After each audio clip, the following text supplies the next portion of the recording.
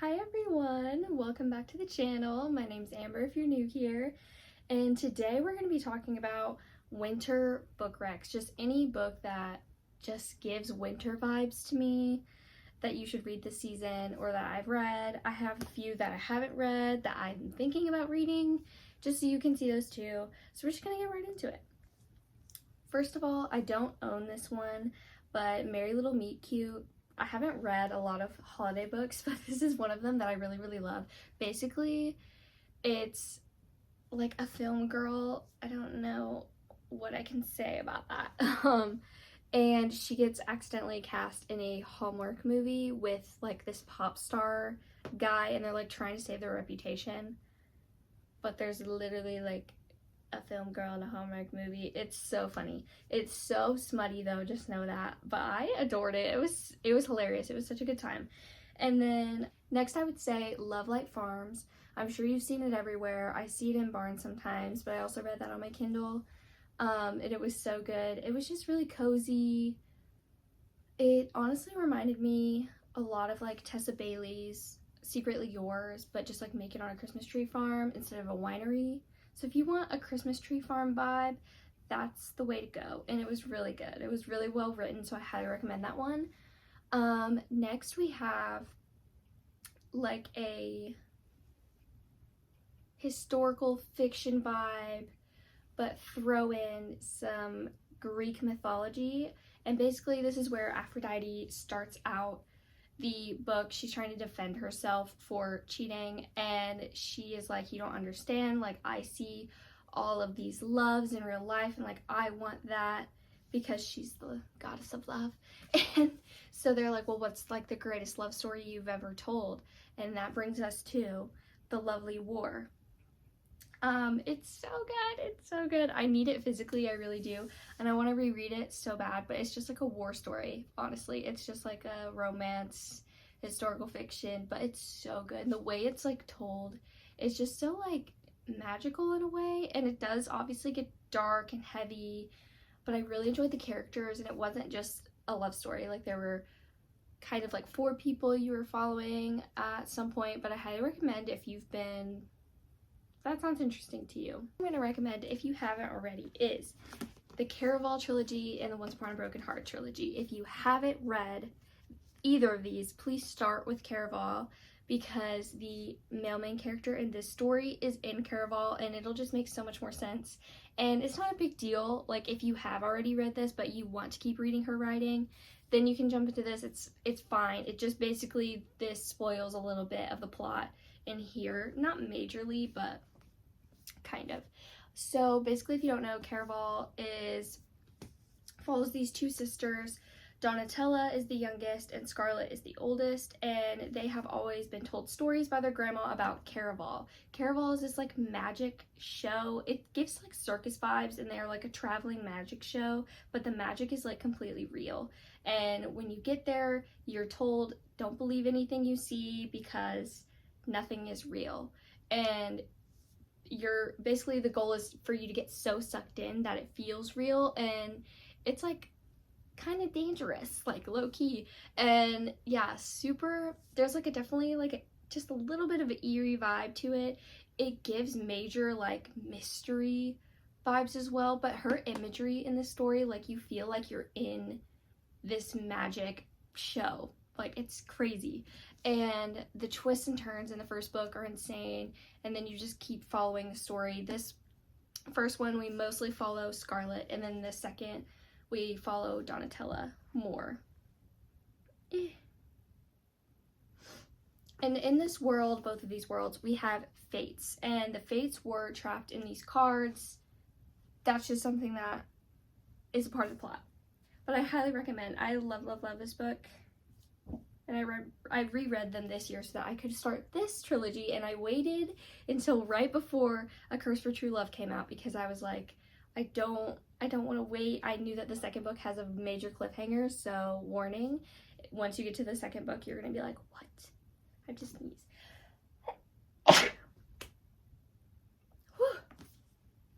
Okay, so this is like a continuation almost of Caraval, timeline wise.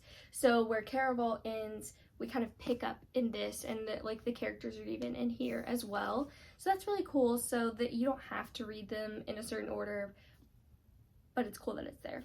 So it's the same universe, and in this one we follow Evangeline. Evangeline has like rose-colored sunglasses. I love her. She is just so fun, and she believes the best in everyone and everything, but she makes mistakes and she owns up to them, and I love that she's just like such an imperfect, perfect character. She's so much fun. And then we follow Jax, and Jax is one of the Fates, and he's a Prince of Hearts, and yeah, that's basically all you need to know, and I'm sure you already know that if you've seen this book, but I highly recommend. Oh my cat is like under the blanket right now. Next I have Dance of Thieves. I love this story. It's just one of those I feel like you could read at any time, but I feel like fantasy is just winter, you know? Winter fantasy vibes. I really did love this like kind of enemies to lover story that we got, and it was just very different from others that I have read. The found family in this was really nice. I really like loved these characters. I loved getting to see them like interact, and that's really all I want to say, because I don't want to spoil it, and I'm really bad about telling you plots without spoiling it. Next we have Divine Rivals. Who's surprised? You definitely need to pick this up before Christmas, because Ruthless Vows, the second book to this and the final book, comes out December 26th. I can't wait. I will be rereading this right before it comes out because I need to, and I need to re-annotate it, and I want to be back in the story so bad, and I can't wait. Major cliffhanger at the end. Guys, I haven't cried at a book as hard as I cried at this book. This book made me cry harder than anything in my entire life. Like, so bad. So basically, Divine Rivals, I literally have a tattoo for this book. I have to talk about it every time that I bring up the book. But, so we follow Iris, Winnow, and Roman Kit, and they work in this, like, newspaper. I, like, struggle to remember. They work for this newspaper, and they're, like, competing against each other for this job. Hence the rivals. And we're definitely thrown into, like, we're blast to the past back when there was, like, typewriters and stuff, you know? Don't know when that was. Don't ask me. But also there is a slight magical element to this book. There is a war between gods, and there's like, you choose one side or the other, and pretty much the entire country is split. Like, it's just something, it's kind of taboo to talk about, but you go through the story and the war just kind of builds more, and there is a draft, and Iris's brother has been drafted. So basically the whole premise of the story is they're work rivals, but Iris has been typing letters to her brother. She has nowhere to send them, so she's just been putting them under her wardrobe, and then they have been disappearing and reappearing with a response, and she has no idea who it is, and she makes this friend, and yeah, that's really all you need to know. It's so good. Next, because duh, if you haven't read Harry Potter yet, I highly recommend doing it. Pretty much every year I usually read the audiobooks and reread those. I haven't actually physically read all of them, fun fact, but it is a goal of mine. I really want to, but there's so much to read that I'm like, I want to get to them. I don't know when though. I have a feeling I might just like pick up one at a time, like here and there, instead of like binging them, because I want to get the paperbacks and I want to annotate them so bad, because I love the world, and like the books are just different. The books are just everything. Next we have Fourth Wing. Are we surprised? You guys know that I'm a little disappointed by Iron Flame, but I still really enjoy the story, and we aren't kidding. The hype is there, especially in Fourth Wing. I feel like this was a super easy book to get into, super easy world to be just thrown in. And it almost gives dystopian vibes. It really is like Divergent with dragons, and you follow Violet, and she is thrown in this war college and has to learn how to be a dragon rider, and it's crazy, and Xaden is daddy, and that's all you need to know. That's all you gotta know. Next we have the Prison Healer trilogy. I highly recommend this. At first, I really didn't think I liked it. It is very, like, YA, but it gives a lot of Sarah J. Maas vibes. It just reminds me of ACOTAR a lot, so I think that's why I liked it. But you basically follow this prison healer, Kiva.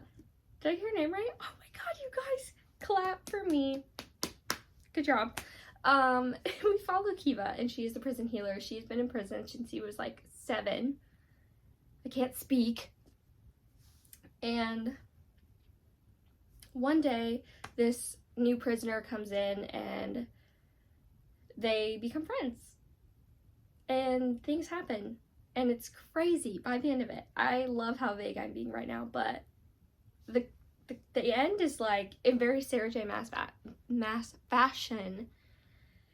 The last 75% is like insane compared to the rest. And then the second book is my all-time favorite. I love it. The tension, I love it. Next we have Powerless by Lauren Roberts. You guys, this is my favorite book of all time. This is my soulmate book. It's my soul book. I love her. I love her so much. And I already want to reread her. I just haven't yet. Like, look at all these annotations. Like, how am I going to fit any more? I don't know.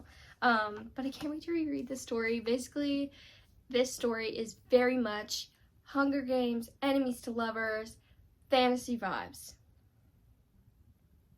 Yes. I will say there's a ton of banter, a ton of enemies to lovers in this. I've heard some people say that, like, they think it was, like, too much. You can never have too much. Flirtation, banter, absolutely not. And Kai, Prince Kai, is the best at banter that I have ever read. He's too smooth. He's too good with it. And basically we follow, this story takes place in this world where there are ordinaries and there are elites. There was a sickness that hit this entire everywhere. And in this kingdom, the king decided that only elites are allowed. So if you survive the sickness or you just never got it and you never got these powers that came from this illness, you are banished. And if you are found, you will be killed. So we follow, God, of course I forgot her name. I don't know why. We follow Peyton, and she is not an elite. She is an ordinary. She has no powers. But of course, we're in a kingdom where you have to have powers, so she has trained her entire life to fake having this psychic ability. And then we follow Prince Kai, who is the, what do you call him? Like, almost like an executioner, but not quite. Basically, Kai is the one that finds these people that are hiding ordinaries or that are ordinaries, and his job is to unalive them or banish them.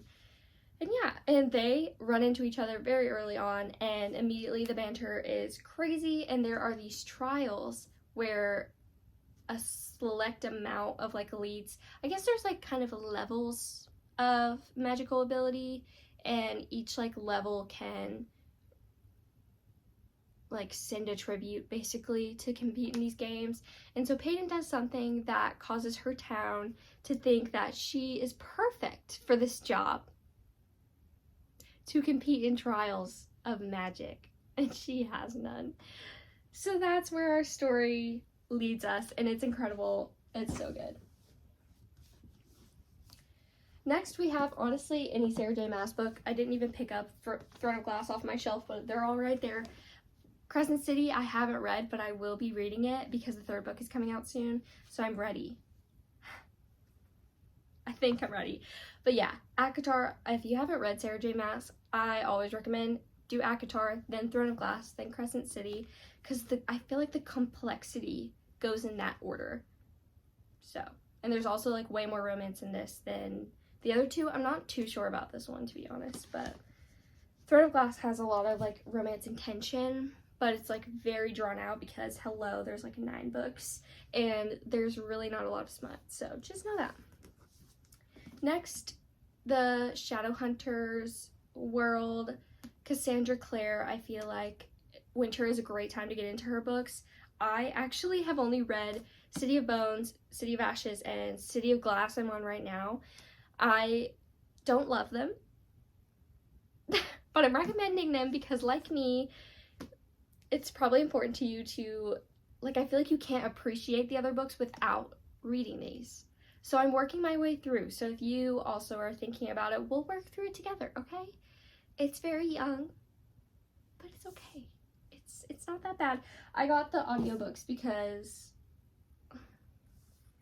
even with those, I'm like, wow, there's nothing happening.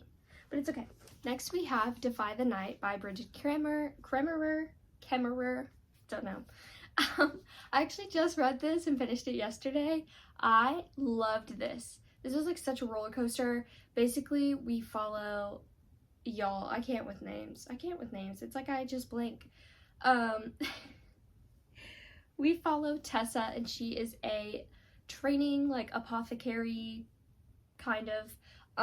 Her father was an apothecary. And then we follow Korik. He is a prince in this kingdom. His brother is the king, and both of these characters have lost their parents. And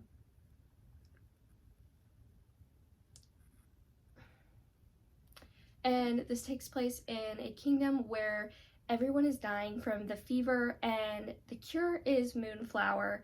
However, it is highly coveted. People fight over it. It's so expensive, so the poor cannot afford this cure, so they die all the time.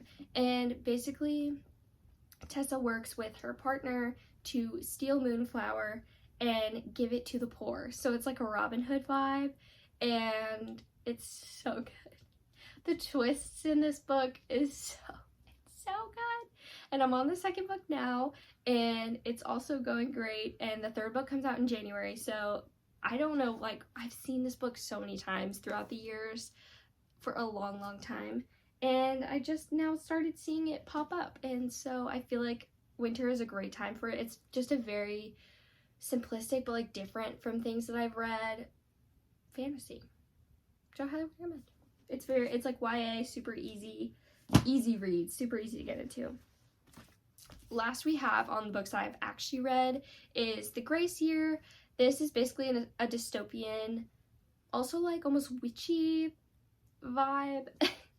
Basically, The Grace Year is about this like community where when the women, oh my god, I can't like voice this book.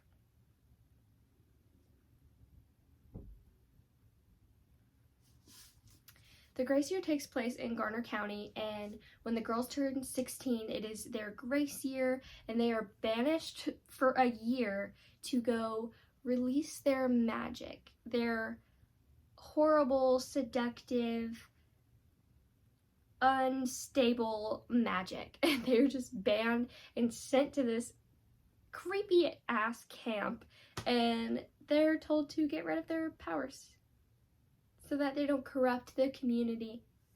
And that's what The Grace Year is, and it's very dystopian, very, honestly, almost like a horror book in a way, so like check your trigger warnings, all of that.